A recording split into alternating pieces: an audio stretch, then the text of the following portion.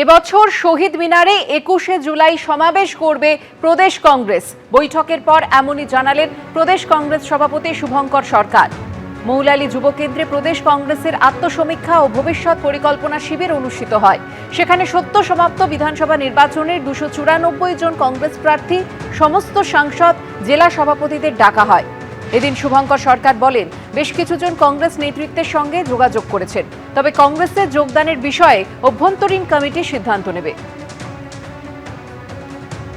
২১শে জুলাই আমাদের ১৩ জন যে শহীদ হয়েছিলেন, সেই সময় বামফ্রন্ট সরকারের বিরুদ্ধে আন্দোলন করতে গিয়ে যুব কংগ্রেসের ব্যানারে সেদিন যে আন্দোলন হয়েছিল, আজকে আমাদের মধ্যে যুব কংগ্রেসের প্রাক্তন সভাপতি অমিতাভ চক্রবর্তী আছে।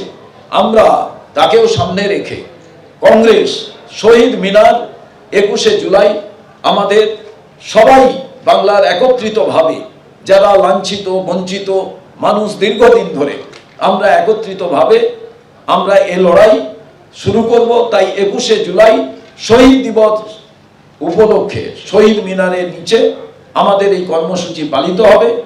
২১শে জুলাই দীর্ঘদিন ধরে আমরা শুধু প্রতীকী হিসাবে এটা সম্মানের সঙ্গে পালন করি, কিন্তু এবারে বৃহত্তর আকারে এই কর্মসূচি আমরা শহীদ মিনারের নিচে পালন করব। এটাও আজকে এখান থেকে আমি ঘোষণা করছি। এবারে কেন শহীদ মিনার করছি কিনা জানি না, কিন্তু আমরা আমাদের যে মিটিং করি আমরা করবো।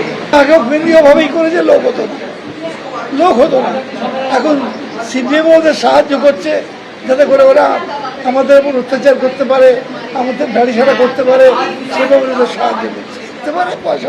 পয়সা দিচ্ছে বিজেপি করতেই পারে।